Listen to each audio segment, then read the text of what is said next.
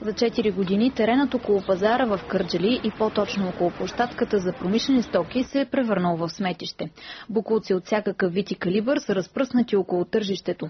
Може да се види всичко, от камъни и тухли през санитария до животински и битови отпадъци. С една дума, всичко ненужно след поредния ремонт или разчистване на ненужни вещи. Заслуга имат търговците, които изхвърлят където им падне, а не е тайна, че и мястото около тържището се ползва и като тоалетна. Обърнахме се към отдел опазване на околната среда към община Кърджали с въпроса защо се допуска да има сметище в центъра на града. Само че отговор не получихме, пак с оправданието, че е сезонът на отпуските.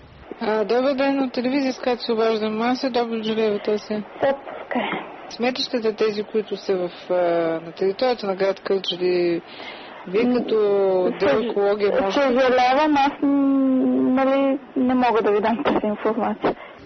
Проблемът се знае, но не се вземат мерки. Така нарушителите хем мърсят, хем остават ненаказани за това. Виновна общината категорични са кърджалийци, защото липсата на контрол от нейна страна превръща града в огромно сметище.